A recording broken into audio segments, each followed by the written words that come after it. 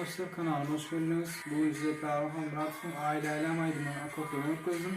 Akortları kıyınla ansat yolunu okuyordum. Öz tonunun 4 akortta.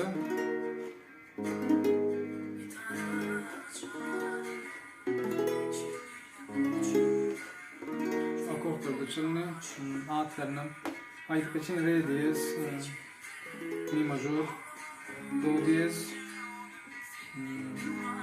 sol diyez. Eğer de akortlarda misal için böyle kıynarsanız eliniz ağır tezı başlanmak için açık. Eğer de eliniz ağrıyan olsa, bas bilmeyen olsanız şu oraya kapı diyelim ona. Oyun şöyle ulaştırıyoruz.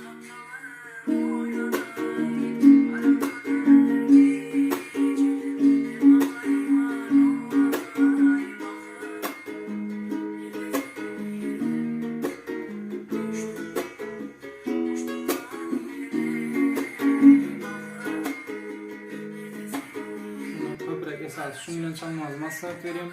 Bunu öğrenmenizi kağıt diye öğrenirsiniz. Başka da eğer bundan sonraki videolarda haysi aydın akortlarını öğrenmek isterseniz aşağıda belirler geçin. Video oyununuza yaran olsa size peydası değerli olsa like koymayı hayatını çıkarmayın. Kanalıma da ağza bir neyse aydın akortlarını devamlı öğrenip bilirsiniz. Gitara başlanlar için, tezde başlanlar için aydın. Sorularınız arası aşağıda belirlen, haysi aydın akordunu yazmıyor olsa, doğru kızınız elimden gelirse video çekerim. Aşağıda belirler, kol dumanı hayattan çıkarma. Hoş sağ olun, görüşürüz.